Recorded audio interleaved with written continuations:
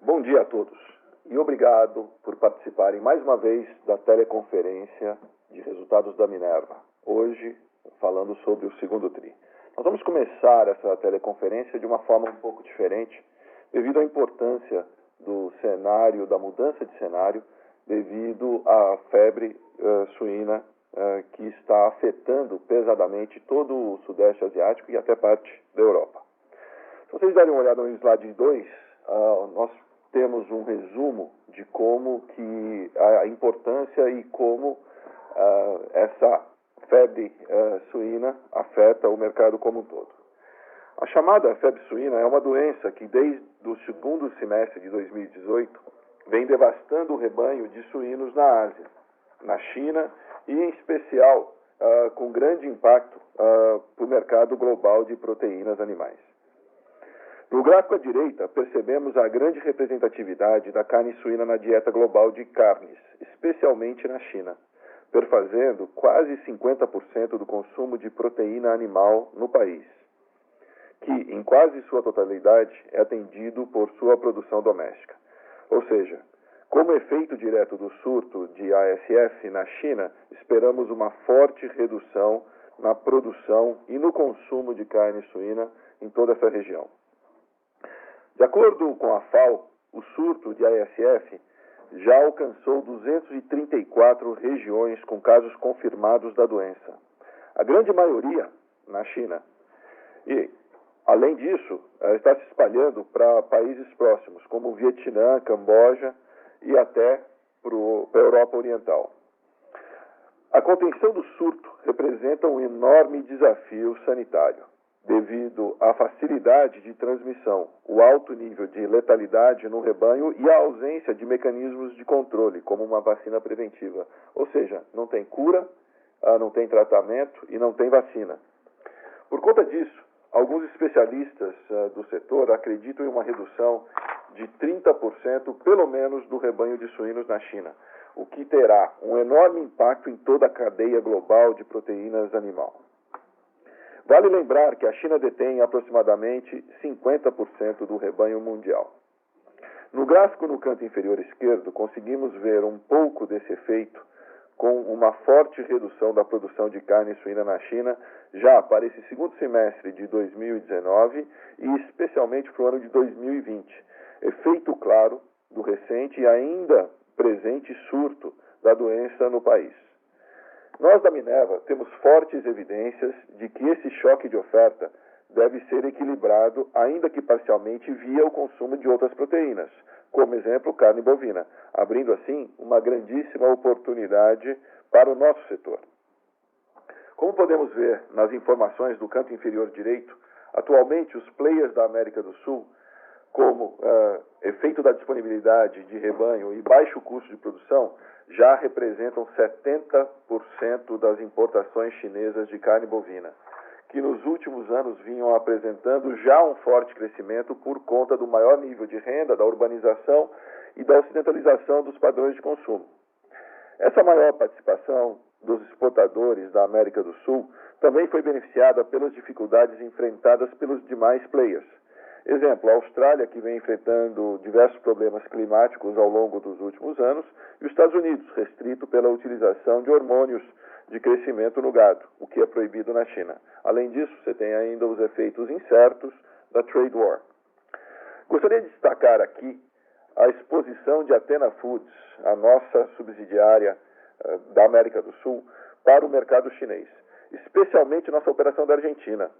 Dado interessante que nesse primeiro semestre de 2019, nossa fábrica de Rosário foi a líder mundial individual de exportação de carne bovina para a China, dentro de mais de 100 unidades exportadoras. Atentos a esse bom momento e buscando maximizar as oportunidades do mercado chinês, em junho retomamos a nossa operação de Venado Tuerto, na Argentina, que está em ramp-up e que terá em plena capacidade já a partir de meados deste agosto. Para finalizar, acreditamos que o surto de febre suína é um fator adicional na expansão de consumo de carne bovina pela China, o que beneficia indiretamente os produtores de carne da América do Sul. A região que está melhor preparada para atender esse crescimento na demanda mundial do mercado do Sudeste Asiático.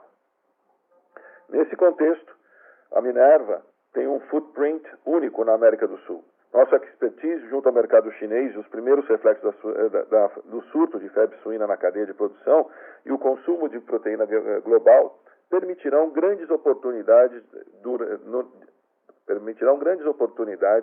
ao longo dos próximos trimestres. Vale dizer que esse surto ele não tem um efeito somente temporário. Esse efeito ele é permanente, pois há uma migração dos consumidores para a proteína bovina. Nós já vemos estudos mostrando essa migração, não só pela questão de preço, mas pela questão de hábito. Vamos olhar agora o slide 3 para comentarmos os principais destaques do segundo trimestre de 2019. Começamos pelo fluxo de caixa operacional, que totalizou 322,4 milhões de reais no segundo tri de 2019 e encerrou os últimos 12 meses alcançando 1,3 bilhões de reais.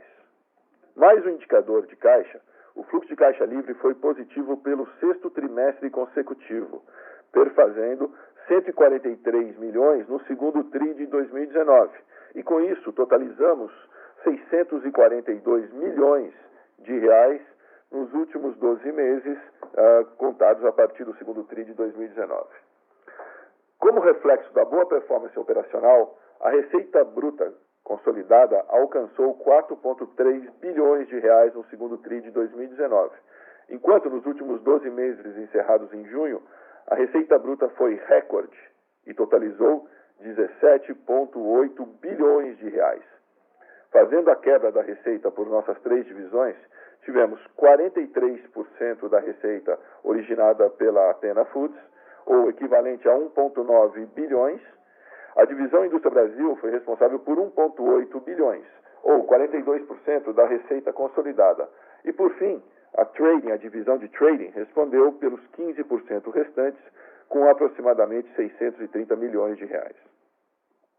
No segundo trimestre, as exportações da Minerva foram novamente um grande destaque e responderam por 67% da receita bruta, o que representa um crescimento de 14% na comparação com o mesmo período do ano anterior. A receita líquida consolidada no segundo trimestre atingiu 4 bilhões de reais, resultado 8% superior na comparação com o resultado do ano passado, e nos últimos 12 meses encerrados em junho, atingimos 16,7 bilhões de receita líquida consolidada.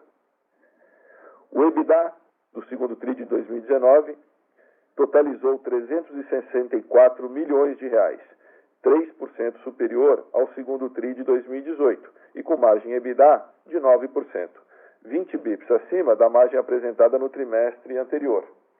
O EBITDA ajustado dos últimos 12 meses atingiu 1,6 bilhões de reais, com margem ajustada de 9,6%. Ajustando o nosso resultado líquido pelo efeito não caixa e não recorrente do trimestre, o resultado foi positivo de aproximadamente 27 milhões de reais. Encerramos o segundo trimestre com um índice de alavancagem medido pelo indicador dívida líquida EBITDA dos últimos 12 meses em 3,8 vezes, estável em comparação com o primeiro tri de 19. O duration da nossa dívida se manteve em patamar muito confortável, ao redor de 5 anos. Aqui vale destacar que no começo de abril nós concluímos os resgates dos bonds perpétuos, nossa dívida mais cara que estava em aberto, reforçando o nosso comprometimento em busca de uma estrutura de capital mais eficiente. Vamos agora dar uma olhada no slide 4 para falarmos sobre o desempenho operacional da Minerva, começando pelas nossas exportações. No segundo tri de 2019, a Minerva continuou sendo o principal player exportador dos países onde operamos. No Paraguai, nossa participação foi de 47%, o que nos consolida como o principal exportador do país. No Uruguai, atingimos 20% de participação no segundo trimestre. Na Argentina, 17% de market share, sendo o líder do país. Um crescimento de 6 pontos percentuais comparados com o trimestre anterior. Importante ressaltar que mantivemos por mais um trimestre o posto de maior exportador de carne bovina da América do Sul, com 21% de market share. Lembrando que a América do Sul corresponde a 35% das exportações mundiais, portanto, a Minerva e o grupo Minerva é responsável por 7% aproximadamente de toda a carne exportada no mundo. No canto direito do slide, temos a quebra das exportações por região. Na divisão Brasil, os dois principais destinos foram Ásia e Oriente Médio, que juntos foram responsáveis por mais da metade da divisão. Nas exportações de Athena, a Ásia seguiu no posto principal como destino para as exportações, responsável por 42% do total exportado. Um crescimento de 11 pontos percentuais frente ao mesmo período do ano anterior. Aqui é interessante comentar a respeito do crescimento das exportações de Athena para a China, em particular no segundo TRI de 2019. As exportações para os países asiáticos cresceram 61% em receita, quando comparado com o mesmo período de 2018. Ou seja, além do incremento de market share, o aumento do volume exportado para a Ásia foi extremamente relevante nos últimos 12 meses.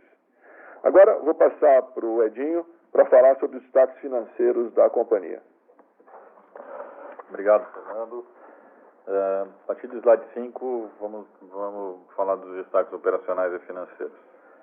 Então, como vocês podem ver no slide, a receita bruta da Minerva atingiu 4,3 bi no segundo trimestre do ano, 8% superior à receita bruta apresentada no segundo TRI de 2018. Nos últimos 12 meses, encerrados em junho, a receita bruta atingiu 17,8 bilhões, recorde histórico da companhia e 14% maior quando comparado com os últimos 12 meses encerrados no segundo TRI de 2018. A taxa de utilização de capacidade da divisão Brasil sofreu queda de 3,4 pontos percentuais na comparação com o trimestre anterior e atingiu 76,7%. A queda se deu principalmente em função do período de chuvas, que foi um pouco mais extenso que o normal no início do trimestre, e a paralisação de 2 semanas das exportações para a China no mês de junho. Pelo lado da Athena, a taxa de utilização ficou em 75,4%, um aumento de quase 4 pontos percentuais contra o primeiro TRI. Conseguimos aumentar a utilização de capacidade devido à maior demanda do mercado chinês. Esse movimento foi notado de maneira mais agressiva na Argentina e também uma certa normalização no Paraguai após o período de chuvas do primeiro trimestre. Em linhas gerais, a taxa de utilização de capacidade instalada consolidada da companhia ficou em 76% no segundo TRI, estável na comparação com o trimestre anterior e dentro do range de 75 com 80 que nós julgamos ideal. No canto superior direito, temos o breakdown da participação das divisões na receita bruta da companhia. Pela primeira vez, a Athena Foods teve a maior participação, com 43%. A divisão Brasil ficou com 42% e a divisão Trading com 15% da receita bruta do segundo TRI. Por fim, no canto inferior direito, enfatizamos novamente a grande exposição das exportações consolidadas da Minerva às regiões com forte potencial de demanda, como a Ásia, especialmente a China, em que 37% do total exportado pelo Minerva no trimestre teve como destino essa região. No slide 6, a gente continua vendo os destaques. A receita líquida consolidada da companhia atingiu 4 bilhões de reais no segundo TRI, 8% de crescimento em relação à receita líquida demonstrada no mesmo trimestre do ano anterior. Nos últimos 12 meses encerrados em junho, a receita líquida atingiu 16,7 bilhões, 12% superior à receita líquida dos últimos 12 meses encerrados no segundo TRI de 2018. Falando de top line, cerca de 67% da receita bruta da divisão Brasil veio do segmento de exportações, enquanto que na Athena Foods esse percentual chegou a 77%. O EBITDA totalizou 364 milhões no trimestre, recorde para um segundo trimestre, 3% superior na comparação anual e tendo a margem EBITDA alcançado 9%. Nos últimos 12 meses, o EBITDA totalizou aproximadamente 1,6 bilhões, com margem de 9,6%. Por último, o múltiplo dívida líquida EBITDA dos últimos 12 meses ficou estável no patamar de 3,8 vezes, como eu disse, estável já há 3 trimestres. Passando agora para o slide 7, vamos falar sobre resultado líquido e fluxo de caixa. Considerando o resultado líquido antes de imposto de renda e contribuição social, e excluindo os efeitos não caixa que impactaram o resultado, como variação cambial, correção monetária, hedge cambial, e excepcionalmente nesse trimestre, o efeito caixa do pagamento do Consent Solicitation, a companhia teria registrado um lucro líquido de aproximadamente 27 milhões de reais. Só para relembrar, o Consent foi uma solicitação de waiver pactuada em abril com os bondholders, solicitando a exclusão da Athena Foods da estrutura de garantia das notas emitidas pela Minerva no exterior. Falando de caixa, o fluxo de caixa das atividades operacionais totalizou 322 milhões de reais nesse trimestre. Os ajustes do lucro líquido ficaram em 336 milhões e a variação de capital de giro foi positiva em 99 milhões. No capital de giro, os principais destaques foram a linha de fornecedores, que devolveu 46 milhões para o caixa nesse trimestre, e a linha de outras contas a pagar, especialmente o subitem de adiantamento de clientes, que devolveu para o caixa aproximadamente 132 milhões de reais. Essa linha de adiantamento de clientes ela é bastante correlacionada ao perfil de exportações e o perfil dos clientes em termos de risco de crédito e rating que a gente com os quais nós estamos operando. Então essa linha ela acaba flutuando em função do perfil tanto das exportações quanto dos clientes em exigir mais ou menos adiantamento nas operações de exportação. No segundo trimestre de 2019, o fluxo de caixa livre recorrente ficou em 143 milhões de reais, partindo de um EBITDA de 364, investimentos na faixa de 68 milhões, resultado financeiro base caixa negativo em 295 milhões e a variação do capital de giro positiva em aproximadamente 99 milhões. O fluxo de caixa, assim, no trimestre, ele ficou positivo em 100 milhões. Se a gente ajustar pelo item não recorrente relativo ao pagamento do Consent Solicitation, a gente chega no fluxo de caixa recorrente do trimestre de 143 milhões de reais. Eu acho que vale ressaltar, e acho que talvez esse seja o principal destaque, um dos principais destaques desse trimestre, é que esse é o 6º trimestre consecutivo de fluxo de caixa positivo. Eu acho que esse é um indicador bastante importante para essa companhia, especialmente nesse setor, onde nós sabemos que, por se tratar de um setor de commodities, a volatilidade de geração de caixa é muito alta. Então, atingir 6 trimestres consecutivos de geração de caixa é um indicador bastante relevante e mostra o comprometimento dessa companhia em melhorar sempre a gestão operacional e financeira. Por fim, o fluxo de caixa livre recorrente dos últimos 12 meses alcançou 642 milhões de reais. Ele parte de um EBITDA de aproximadamente 1,6 bilhões, investimentos de 186 milhões, resultado financeiro caixa negativo ao redor de 1 bilhão de reais e o capital de giro contribuindo positivamente com 196 milhões de reais. Aí temos então um fluxo positivo de aproximadamente 580, ajustando por itens não recorrentes no valor de 63 milhões, a gente chega então nesse fluxo de caixa livre recorrente positivo de 642 milhões nos últimos 12 meses. Agora vou para o último slide da apresentação falar de estrutura de capital. Como a gente já falou, o índice de alavancagem medido pela ração dívida líquida EBITDA dos últimos 12 meses ficou estável em 3,8 vezes no final de junho. Posição de caixa, ela fechou o segundo TRI em 3,1 bilhões e cerca de 75% das nossas dívidas estavam expostas à variação do dólar. O duration ficou em aproximadamente 5 anos. Sobre a redução de caixa, vale dizer que nós reduzimos caixa e reduzimos dívida bruta. Portanto, a nossa alavancagem bruta caiu aí cerca de 0,4, 0,5 vezes nesse trimestre. Isso é importante porque ajuda a reduzir o negative carry e ajuda também, por consequência, na redução das despesas financeiras líquidas olhando para frente. Falando da gestão de passivos, nesse trimestre a gente concluiu a 6ª emissão de debêntures, num total de 400 milhões de reais. Emitimos por 3 anos bullet, a taxa de CDI mais 1,80 e usamos 100% dos recursos para refinanciar dívidas de curto prazo, basicamente operações de ACC, cujo custo, quando você interpola para CDI, está bastante alto, principalmente quando a gente compara com o prêmio de alongamento do mercado hoje. Dessa forma, a gente conclui a apresentação de resultados e vamos passar a palavra para a operadora para começar a sessão